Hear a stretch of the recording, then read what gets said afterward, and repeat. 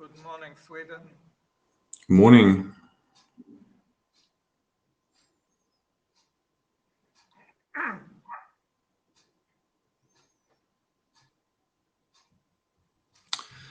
As you can see on video, there aren't too many of us right now. So let's give it 2 more minutes. Yes. Yeah. I don't need this right now.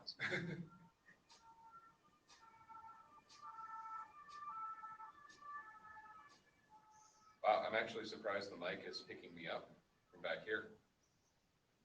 Look at that, I'm on the transcript. Wow, impressive.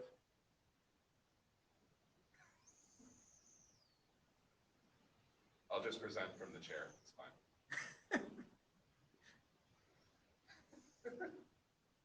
No, you need to be standing on this Yeah, I know, pink I know, X, otherwise, yeah.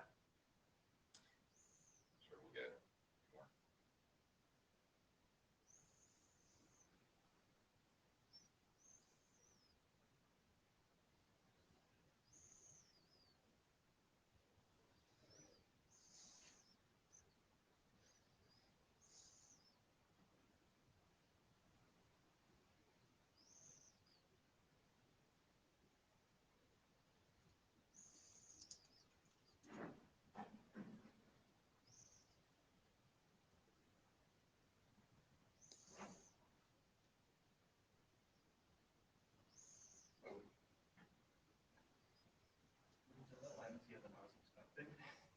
Same. Last session of the week, though, is always going to be a little thin. But... Yeah, feel free to come closer. If I sit here, then people coming in the door when it's completely empty room. Okay, that's a thought.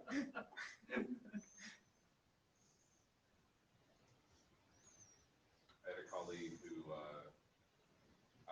she gave a presentation, and the room was fairly well attended, but the first 2 rows were just completely empty, like nobody sat in them. So all of the photos of her presenting, it looked like she was presenting to an empty room because you couldn't see it. So she took all of the photos and just like cropped out the chairs from the bottom so that you couldn't see that. All right, let's get going. On-site audience or not. I apologize, I can't even stay that long. All right, so hello everybody, mostly online. Thank you for joining us. I'm Yaron Sheffer, and I'm here with Lev, attending remotely, and this is GNAP for IETF116. The note 12 applies just as it did all this week. Please read it well. Our agenda for today, we will start with 10 minutes on the recent SPC extension, followed by the main part of the meeting, where we will be going through recent changes to the GNAP core protocol and the resource server document. And then we will discuss what's next. As a little bit of status, if you haven't been following, we had quite a few major changes since the previous meeting, and thank you to the authors. So that's in the core protocol. There was also a revision of the resource server documents, which is the next thing we will be working on as we are pushing the core protocol to ISG, and we will talk about exact timelines at the end of the meeting. I'm seeing, 2 Adrians, including the right one on the list. So, Adrian Hopeli, you're next.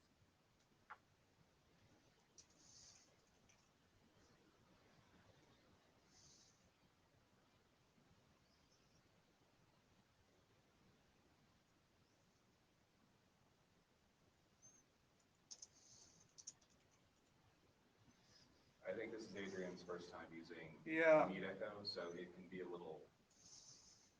you do need to unmute yourself.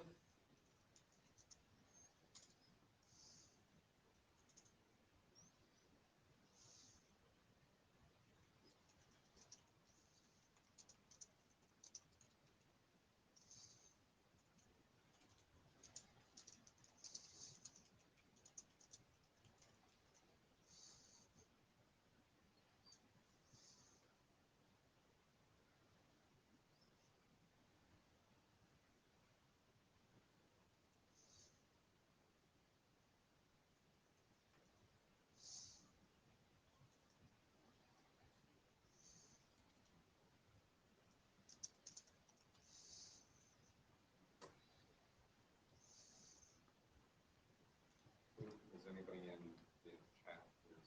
Yeah, I'm not seeing anybody in chat. Oh yes, and before we start, Fabian, yes, I would appreciate it if you took notes today. Yeah, I'm doing that. Thank you. Hey, can you hear me? Sorry. Yes, we Yes. can hear you. Again. Yes. Very unfamiliar with the VC here. I'll put on video just to make that a little easier. Sorry for joining late. I had to jump through a few hoops. Yaron, what is the process for pushing for advancing the slides? I think you can do it on your own. He has to ask permission and you have to grant it, or you can just advance the I slides. have a when he says. revoke video, so apparently he does have permission. Okay. Or maybe I need to stop sharing myself. You should be able to pause slides control on a slide deck that is already shared, I think.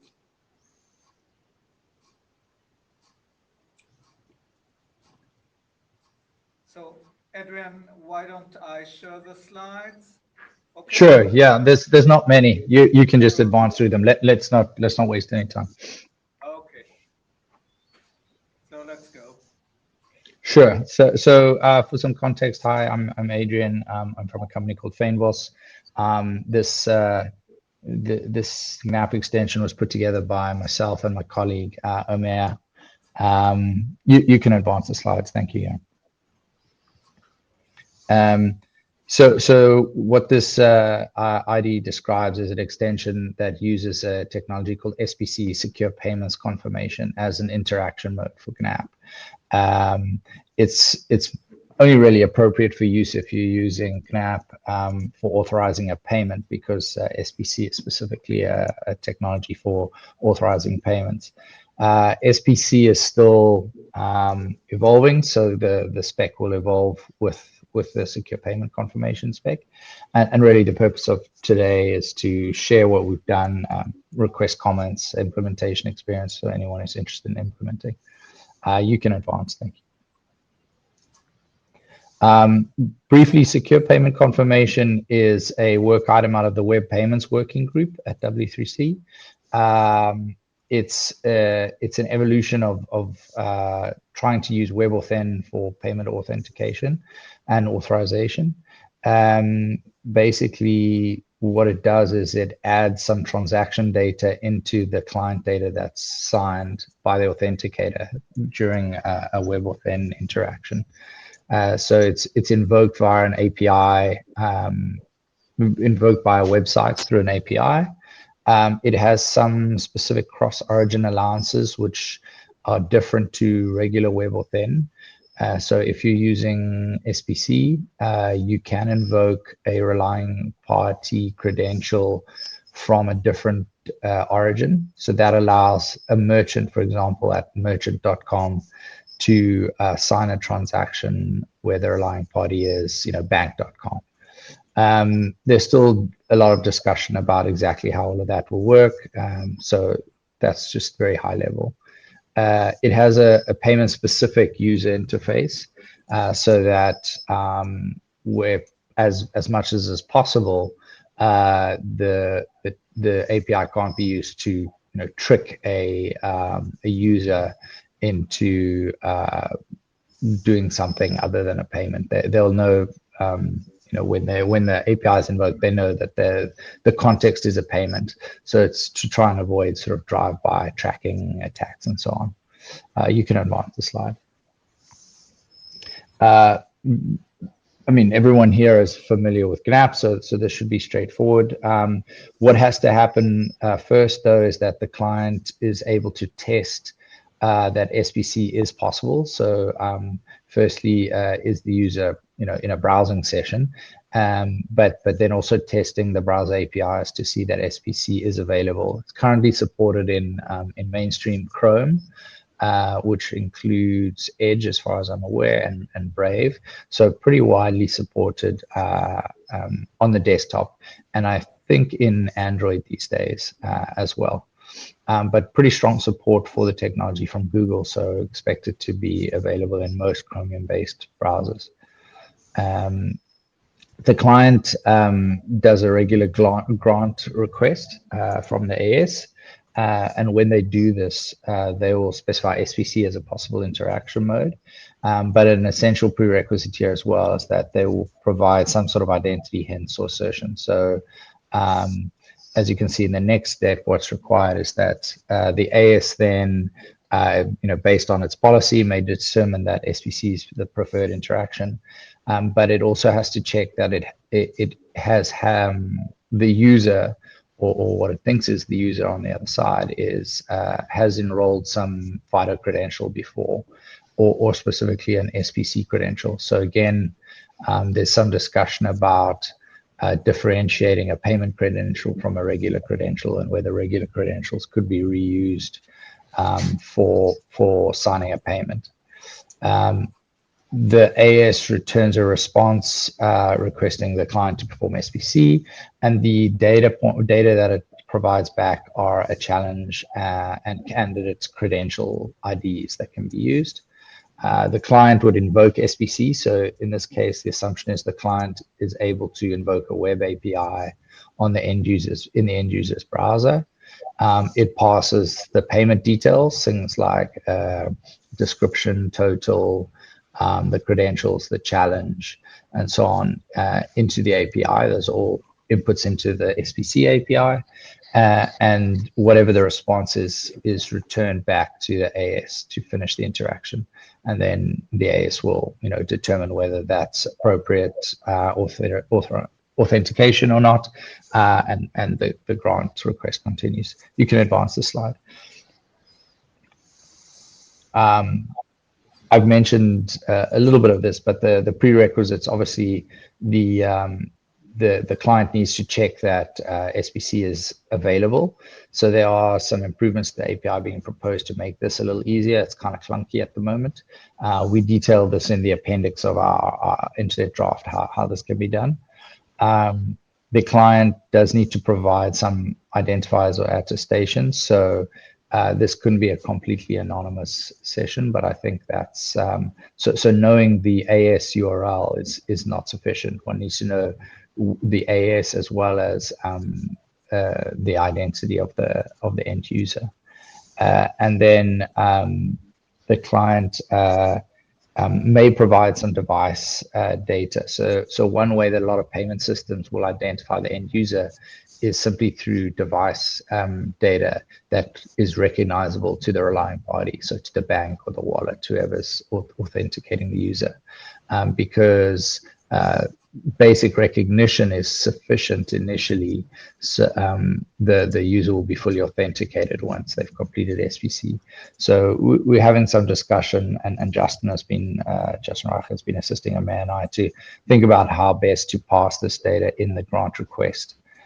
Something like a browser fingerprint or similar. You can advance the slide. These are just examples from the spec. As you can see in the grant request, we are with the start mode, supported start mode is SPC. That's the only addition into a grant request. And then the response from the AS has all of the details of the SPC, how the client can invoke SPC.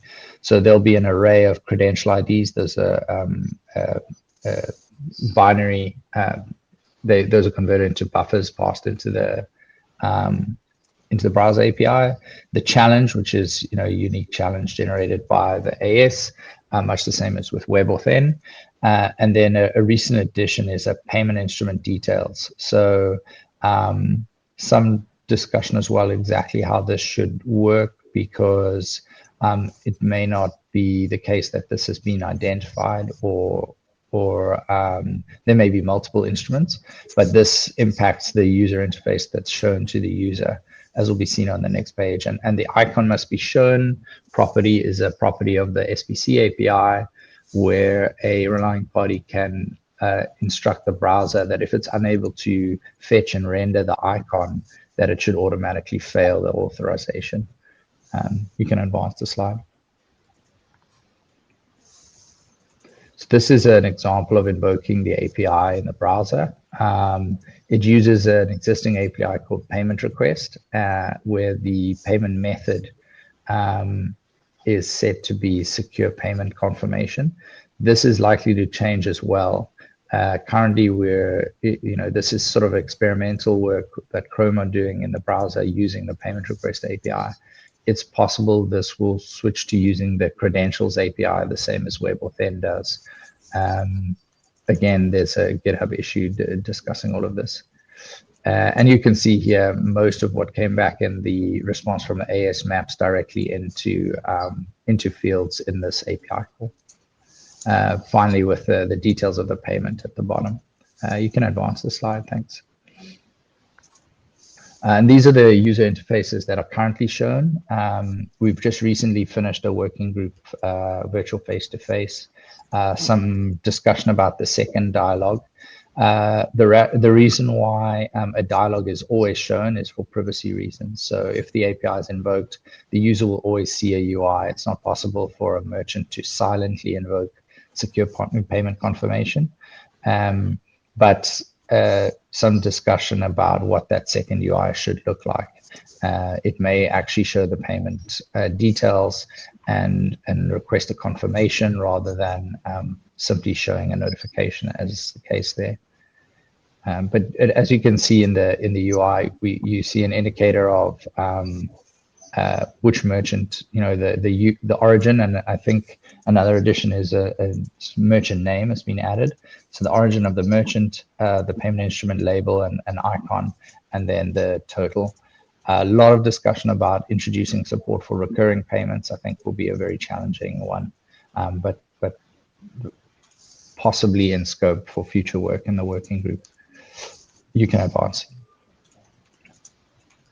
And then finally, on the left, you can see what the response would look like coming back to the browser.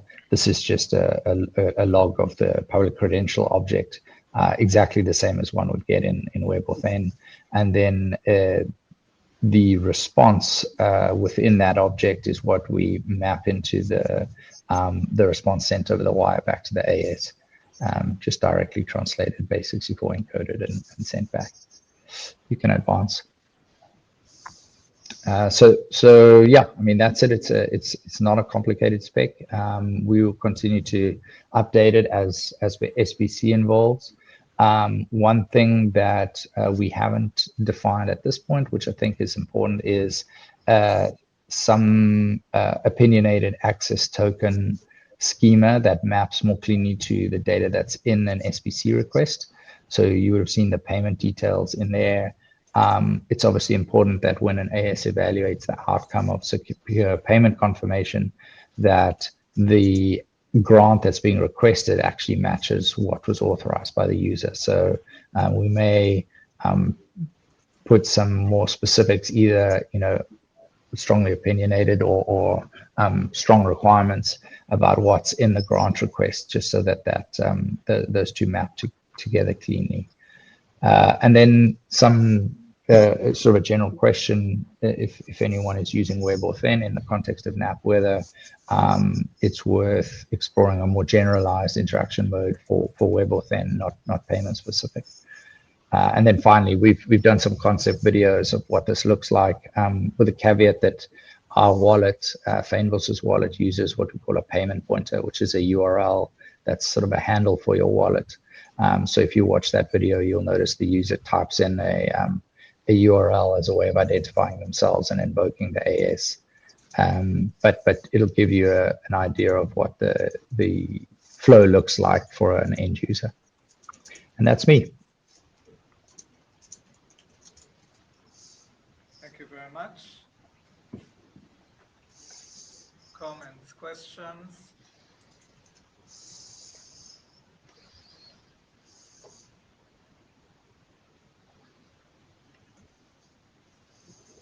So I have a question. Why do we need a whole new? Sorry, we have Fabian in the queue. No, go for it. That's fine. I'll just jump in after that. Yeah, why do we need a whole new, what's it called, start mode? Instead of just adding like data elements here and there. Well, I mean, I think it is a very specific interaction mode. I don't think it fits into any of the existing interaction modes. Or otherwise, can it be generalized? Well, this is my thought. Is I think it could be generalized to be a WebAuthn general interaction mode, but I'm interested to hear. I mean, our specific interest is in SPC, so I think we'd need to have input on how folks would use it with WebAuthn and not SPC to come up with a set of data points that map to both. Right. I was going to make a similar comment. I mean, he asked at the end of the presentation whether or not this this could be generalized to a more sort of wider case, and I think it can. There are a lot of specifics in SPC, a lot of specific details about how things map. Like you must identify who the user is, otherwise the details of the use case don't make sense. Whereas in WebAuthn, you might not know who the user is yet, so you're just saying, give me who's there. So it's possible that this could be, this itself could be a further extension of an as of yet undefined abstracted WebAuthn based interaction type. That said, though, the existing interaction types don't really fit with the types of parameters that this needs in order to get info back and forth. And this is exactly what the extension point for interaction methods was designed for. You know, there's something different you want the end user to do at the client in order to get information to the AS as the resource owner. This is what this extension point is for. Yeah. Well, thanks a lot. I think it's a very interesting use case. And personally, on the question whether WebAuthn would be interesting, I think it is clearly. But I've got a different question on the relationship to Interledger first, and then I was wondering a bit on the protection against phishing for payment URLs. How do you see that? Yeah, there's no relation to Interledger. This is you know, a separate piece of work. I think that so within the Interledger community, we're working on a set of APIs called open payments, which would be resource server URLs, resource server APIs that are protected by GNAP.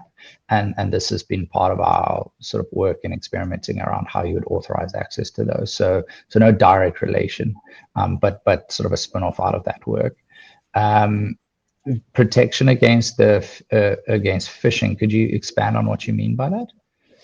Or describe the attack you have in mind? I'm not exactly sure, but the fact of having payment URLs that actually, if I understood well what you're doing, is basically it's kind of redirection in your resource server. You've got the description for the payments, and so if it's available as a dollar URL as you're doing, Okay. your Finboss view, it could be publicly available, and so you could try to bypass that in some way. I think WebButton in that case is quite interesting, but how do you actually make the mapping between the actual user and the key that's underlying? I mean, that's kind of my question here. It's probably not very clear because I didn't. It's not specific to this piece of work.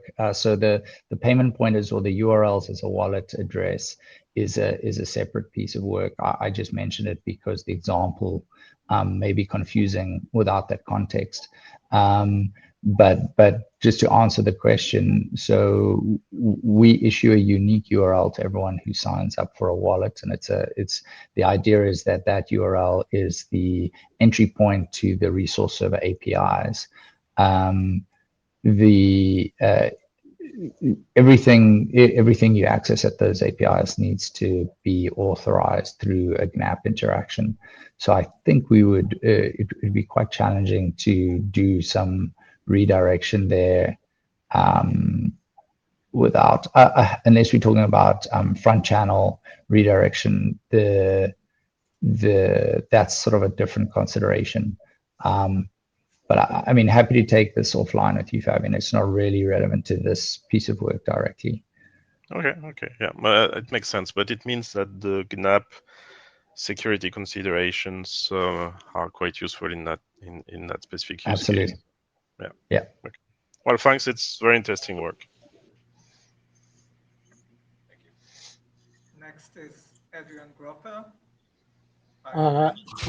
So I hope this isn't a totally lame question, but one of the things I'm curious about in a newbie sort of way, when a request is made to the authorization server, that request might need to come with a payment, a deposit to pay for the processing. Is this in any way related to that? And can you just give a very high level idea of how this would relate to enhancing the request with a payment component or a deposit component? This itself does not, but I think SPC may have a place there. So this extension describes a way to use SPC as a interaction mode. It's I guess possible that one could update this to make the interaction mode a request for payment, more of a request for payment. So provide the SPC, the same response data, which would allow the client to authorize the payment or authenticate the user, but also specify the details of the payment that need to be made, on the assumption that the authorization server can actually execute the payment. So the flow I'm thinking about is the user wants to perform an action. The client, or at least the client would request a grant from the AS, and the AS would determine that that grant needs to be paid for, and that SPC is a possible way to get the end user's consent and authorization to make the payment, and that the payment is coming from the end user. And the AS has the ability to actually, make the payment or execute the payment given the user's consent. So that could be one use case. Another could be that SPC is done ahead of time, and that the public key credential from an SPC session is passed in the initial grant request as some sort of assertion, just as a proof that the user's consented to make a payment for this grant request. But in both cases, I think this would assume that the entity paying for the grant is the end user, because SPC really is a way of getting authentication and a signature over the transaction details from the end user. Thank you.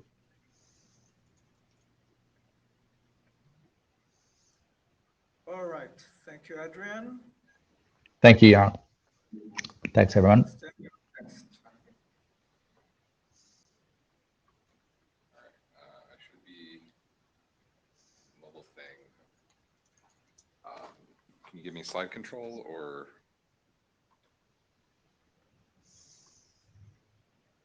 I think I've requested it. Okay.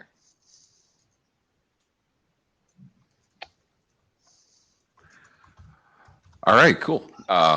We've only got a handful of slides here. So, hi everybody, I'm Justin Richer, and Fabian's on as well. We're going to go through the changes to both the core draft and the RS draft, and then close out with and discuss some hopefully final pending issues there, and figure out where we want to go with that, and then close out with a lead into the discussion of where the editors believe the draft is and what to do next. First off, as is tradition, we put a link to the diffs in the deck here. We've done 2 revisions since IETF115. A lot of text changes, but not a lot of protocol changes, as has been the case for a while. We filled out the IANA sections. We clarified a bunch of things with token rotation, things like that. Not really a lot of changes for like the bits going over the wire there.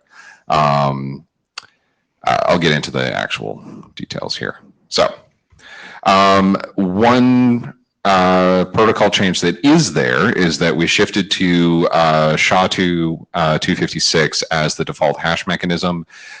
This builds on top of the work that Aaron had done ahead of IETF 115 to switch us over to using an existing IANA registry for hash algorithms. And honestly, the only reason that SHA-3 had been the default before was because I picked it. It wasn't really a compelling reason, and SHA-256 is much more widely available and gets the job done. So there's there. We've added an extensive amount of text to define the IANA registry actions, and figured out and just laid out what all of the different registries need to be for the different parts of the protocol. This also helped us really nail down what the extension points were and how they're intended to work, what they're intended to be used for. So all of that's in the various IANA sections. For the key rotation, previously, if you remember, we added that ahead of the last meeting. We took a look through all of the actions that had a presentation of a previous key value and realized that that was actually not needed in any of those cases. So we removed that because the previous key material was already known through other mechanisms in every single presentation mechanism. So it was redundant and confusing to repeat it in all of those cases. And also potentially opening a very esoteric security vulnerability if you could lie about the previous key. But we took it out, so that's not there anymore. One of the big textual changes is clarifying some of the differences between what a new token is versus what a rotated token value is. We realize that there's probably still a little bit more work to clean up some of that, but I think the editors believe that the new text is a lot more precise about when you would want to do each action. Part of this also boiled down to some of the sections not being adequately tied into the grant request state diagram that was added within the last year. And so we've been able to tie those together. And finally, a lot of what we did was respond to working group last call comments. So thank you for the handful of folks that read through the document, provided those. We have responded to nearly all of them at this point. There's a couple of open questions, which we'll get to in just a few minutes. But hopefully there are open questions that we can wrap up pretty quickly. On the resource servers draft, which hadn't seen any input in quite a while, we actually went in and filled out the abstract token model. This is a description of a data model, not a description of fields inside an access token. So this is not a JOT replacement type of thing, but it's something that would inform the kinds of things that you would want to store in your system, whether it's stored in the JOT or in a database that then gets spit back in introspection. We also expanded the introspection section so that it now points to bits of the token model and what have you. Please take a look at that. That's all mostly new text, but it shouldn't be any new concepts in any of that. So please read through those. We also did when I did the IANA registry for the core, I did the same thing for the pieces in the RS draft. All right.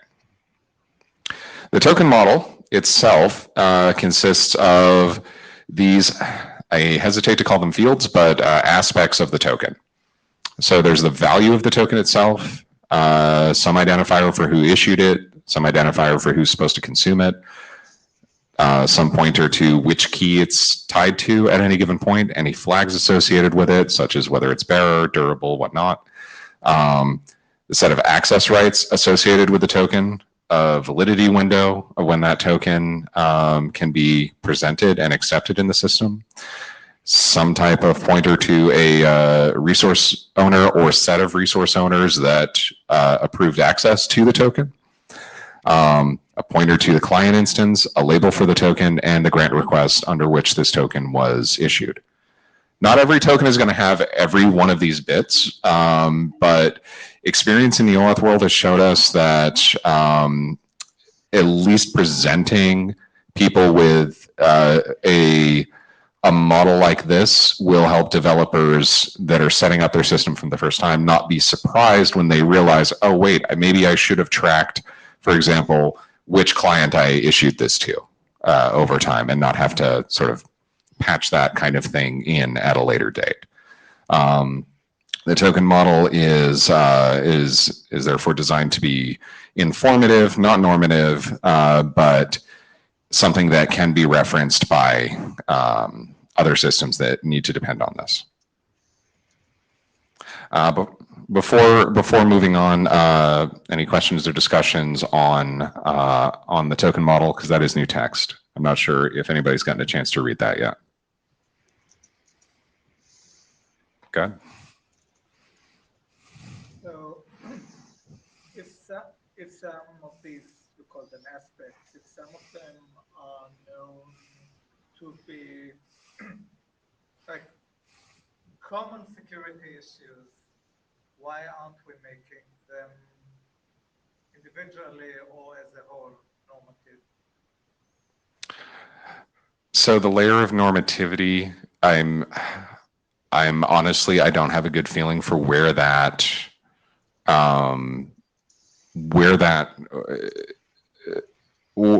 type of weight would fit, right? So for example, it's normative that all tokens do have a value, but does the token itself need to remember who issued it? Maybe. It's and because this is a data model, I think it's a little. It ends up being a little iffy as to like where you end up putting this stuff. In some systems, some of it's going to be baked into the token model, like using a JOT, and some of it's going to be stored in the backend system. Like you're probably not going to put a parent grant identifier inside of a JOT. You might, but you know, in a lot of cases, you probably won't. So I think it's a great question, though, is which of these should be normative and which of them should be tied to very strongly worded security and privacy considerations. Because, for example, revealing the identity of the resource owner in the access token is a privacy concern. You don't want everybody in the system to know that at all times. You probably want the authorization server to know it in most use cases, but there are use cases where the AS isn't going to necessarily know the identity, just that somebody said it was okay. This gets, you know, it gets fuzzy really, really, really fast. And so that's why we've presented it as a non-normative model, except for the token value, because all tokens need to have a value in order to be presented. Beyond that, you know.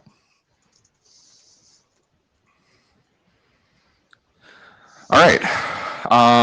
There are two major current open issues on the core document, one dealing with token management and one dealing with interaction finish methods. Fabian and I had a couple of discussions about these, and we have proposals about how to dispatch each of these, and if the working group generally agrees, then we will do these and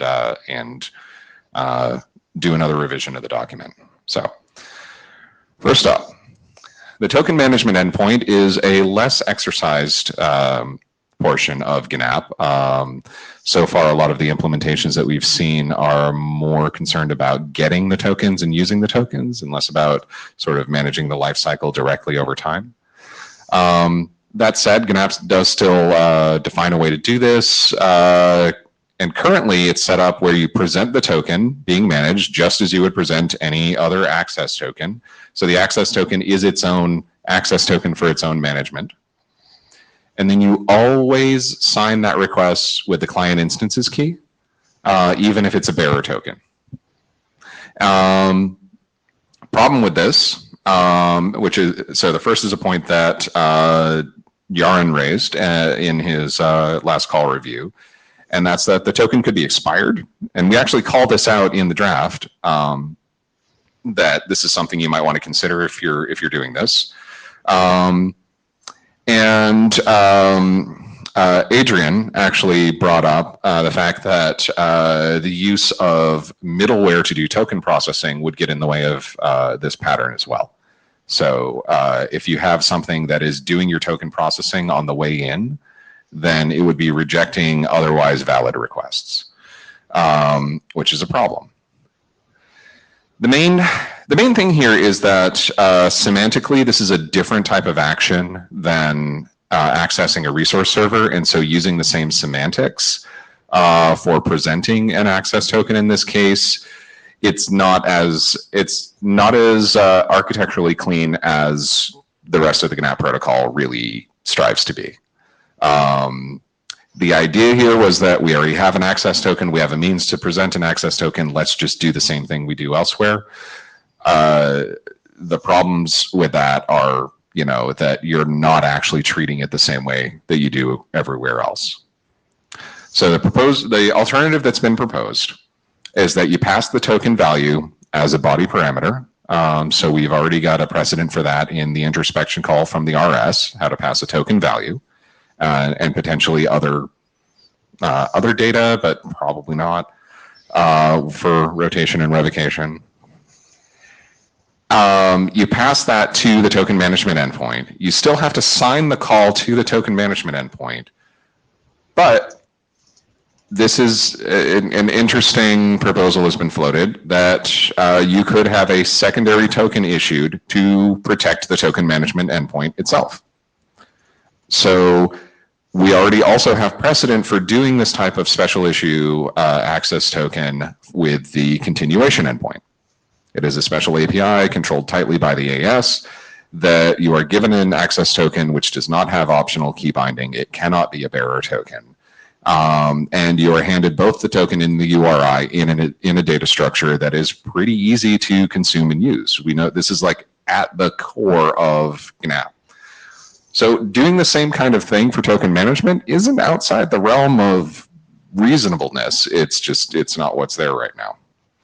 So the editors talked about this, and Fabian and I were thinking that this would be a normative change, but we think it's probably actually worth doing because, again, this is a less exercised corner of it, and if we don't change it now, then somebody's going to run into problems with this in the future, and better to sort of align it now with other parts of the protocol than to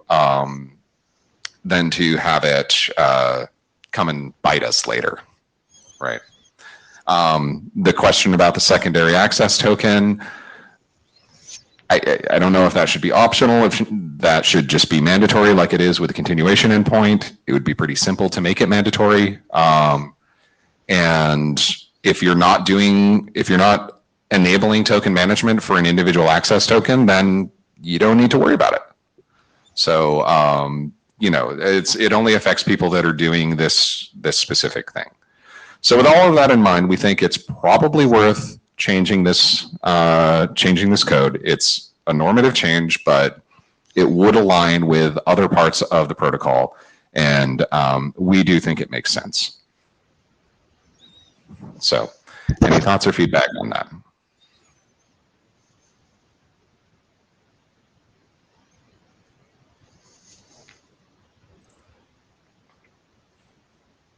So yes, let's make this change, and if we can avoid the optionality, let's avoid it. Okay, that makes sense to me. Fabian, do you agree with that? I know we talked about the optional access token. Yeah, I think it makes sense to try to simplify as well, yeah. Okay, that makes sense. And in which case, we'll probably crib a lot of the text from the continuation API, because it's going to be a parallel structure. You've got a URI and an access token, and we can just reuse a lot of that, which already has a lot of the appropriate cutouts that have been hashed over a lot. So, okay, awesome. So we will do that, and we'll get that in an extra revision to the group very soon. All right. The other issue that got brought up is having multiple finish methods. Currently, the client can send multiple start methods, but only a single finish method, and the AS responds to that finish method, or it doesn't respond to the finish method because the AS always has the final say of what is allowable in the context of a request. Now, the problem with this is the client might not always be able to guess which methods are okay ahead of time. It could be contextual to the grant request. And so even if the client could support multiple different kinds of things, the server might say no, and then the client would have to start over. And that's kind of antithetical to the whole dynamic negotiation that GNAP enables throughout the protocol. That said, there are security considerations with having multiple methods. So the proposed alternative is to allow the client to send multiple methods, but have the AS respond to exactly 1 or 0 of those methods. So the AS looks at the list and picks one. And in the simple case, the client is still sending only one. So we would be using the same type of JSON polymorphism to have the same structure in multiple ways if we were to do this.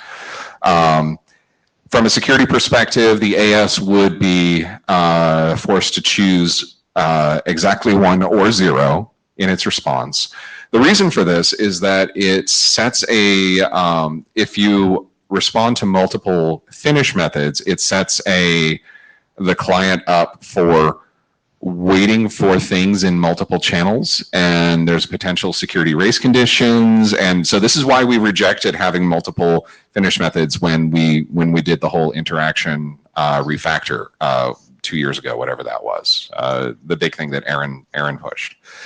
So that's why there's only one coming back. The proposal is to keep that only one on the way back, but to allow the client to send more than one on the way in.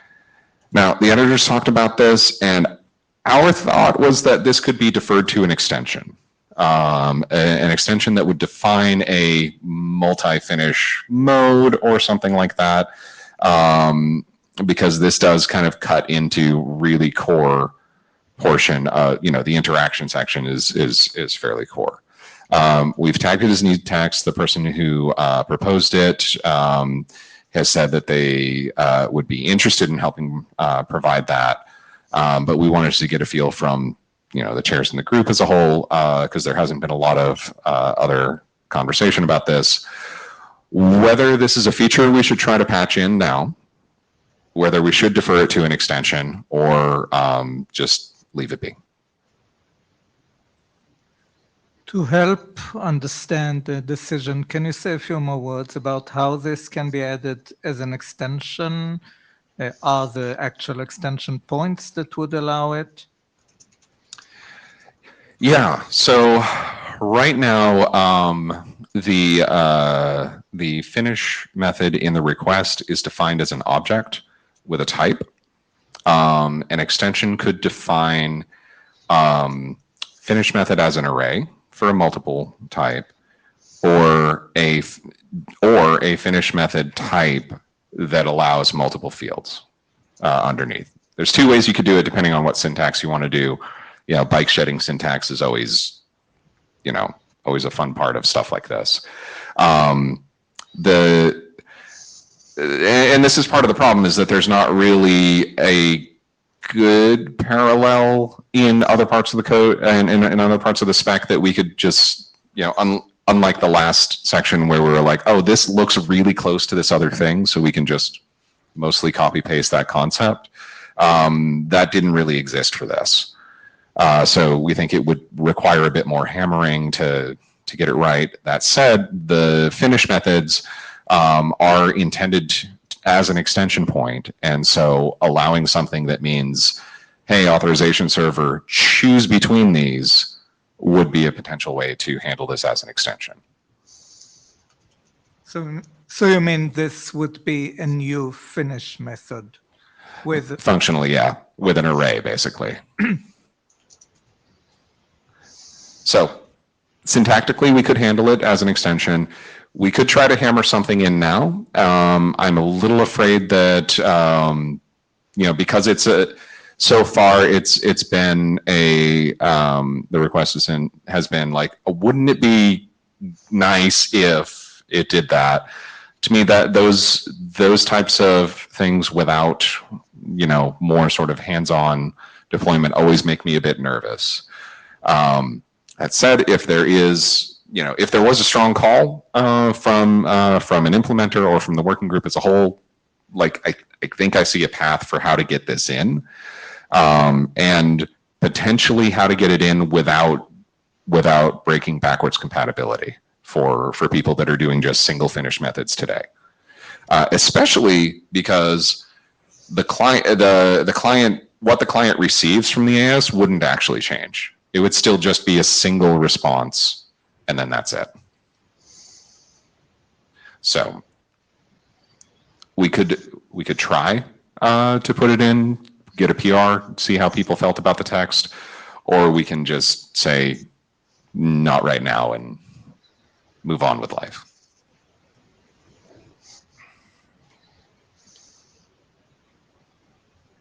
We're not hearing any objection from the room, so I would say let's defer it. Okay, that sounds good. And like I said, the person who submitted the issue was okay with that as well. So, all right, that's the editor's update. Working group last call is finished on core.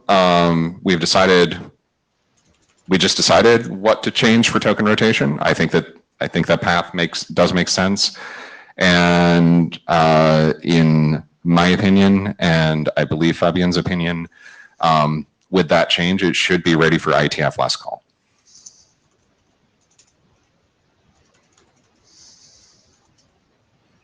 Any inputs on the status? Maybe Lev?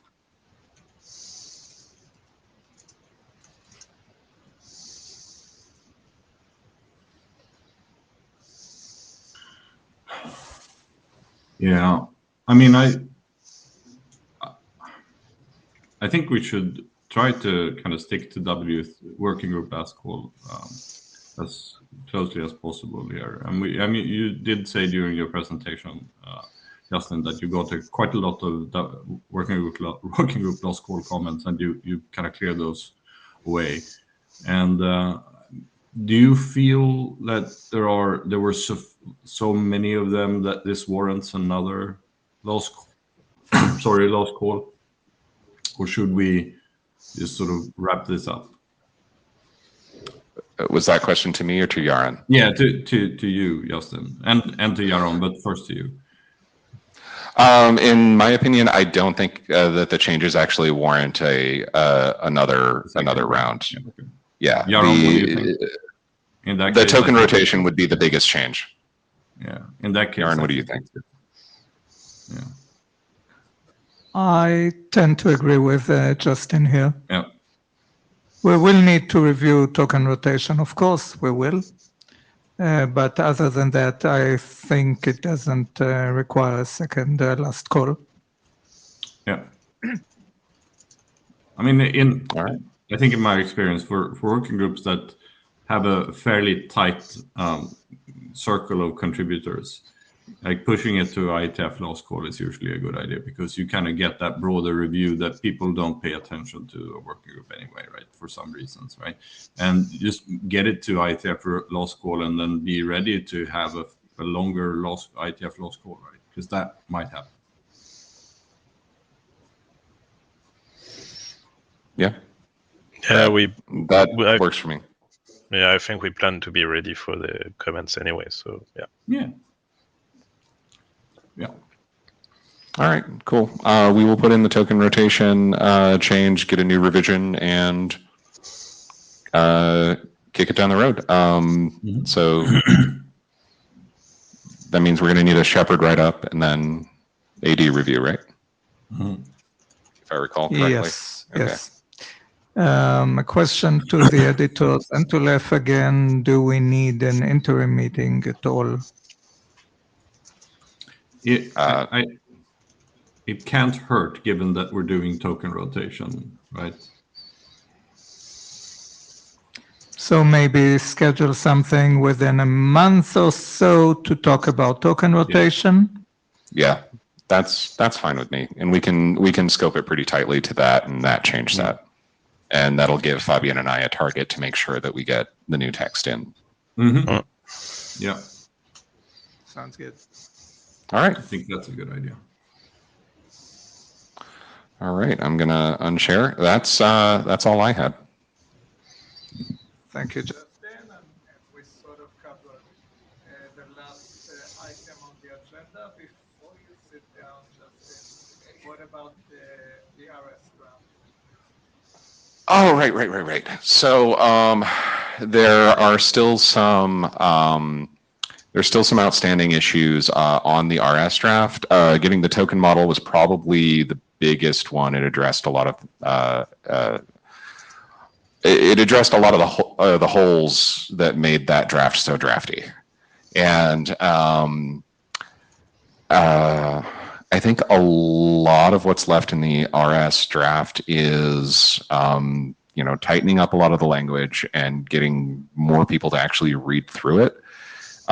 In terms of like making sure it's like self-consistent and understandable and all of that other good stuff. So yeah, I think overall, I think we should be able to have the RS draft ready for working group last call at least by July IETF by San Francisco, because I don't think there's a lot left to be done, but we need to do our due diligence to make sure that we're actually hitting all of the points.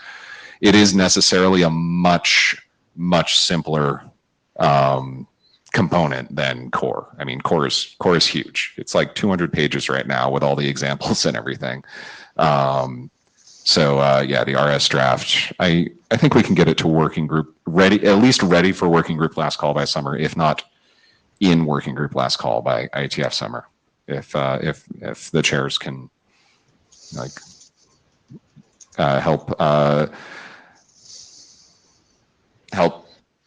capture that momentum. Okay, thank you.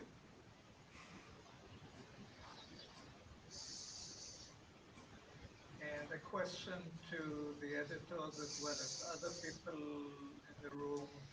Any updates on implementations? Anything new we should know about?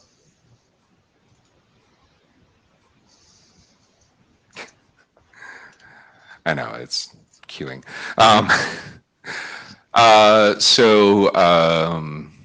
Gen Digital, formerly Avast, formerly Norton, formerly SecureKey, posted their newly released open source implementation, which is now in. I forget if that's in the editor's copy or if that's in the draft we just published. I forget if that made it over the line or not. So there's that implementation. I need to do some updates to my Java implementation, XYZ, especially as we're doing the token rotation thing. I want to make sure that the data structures are implementable, as we've been doing every step for every change on here. So I need to do that bit, but those are the ones that I have heard about. Those two changes. Does it make sense to shoot for interoperability session at the July hackathon? Quite possibly. And actually, Adrian Hope-Bailey and I just started a conversation about adapting the conformance suite. Adrian, I don't know if you wanted to say more about that. Sure. So we did some experimental work a few months ago to see how easy it would be to adapt the conformance suite from OpenIDE. It was not actually me doing the work, so I can't speak in detail. But that's something we'd like to pick up and continue and actually use internally at Fainbox as well to as sort of a test suite, if you like, for our implementation. So definitely, we're interested in contributing to doing that as well. And Joseph Heenan, who was here but had to in the room but had to duck out earlier, he's actually the lead developer of the suite these days. I've had a couple of conversations with him this week about how any GNAP flavored version would be able to work with their stuff.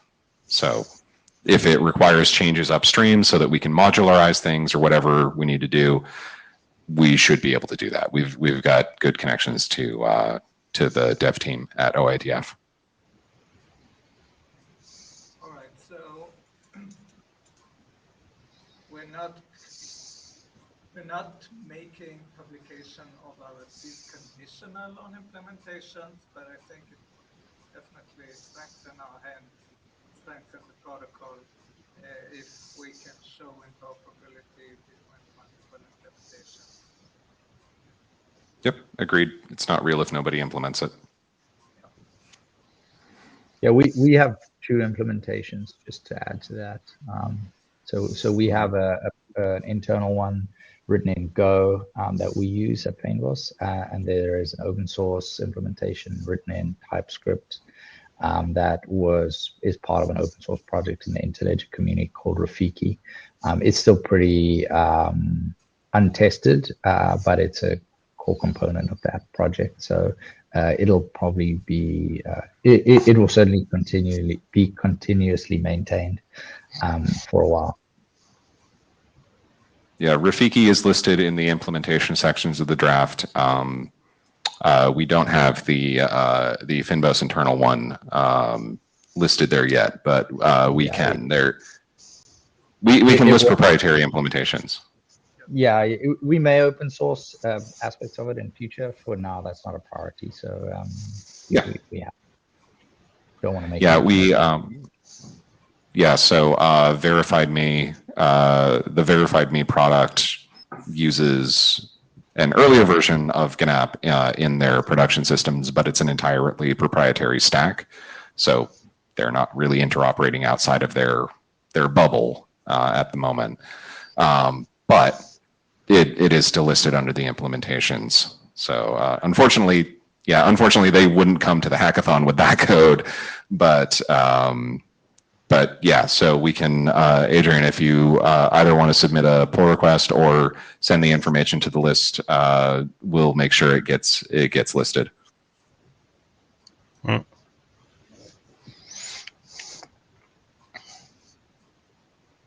All right. Any other comments, questions before we wrap? Just for the notes, I took notes during the session. Do you have anything to do to publish or whatever, or is it doing that automatically? Oh, to publish the notes? Yeah. Yeah, yeah, it saves automatically. Yeah, it Okay. saves automatically, and we push a button to convert them into official. Mm-hmm. Yeah, that's something that the chairs do in the back end. Great. Okay. As long as you use the note-taking tool. Then. Yeah, that's fine. Yeah. Yep. Thank you, everybody, and see you at the next IETF. All right, thank you all. Thank you. Thank you.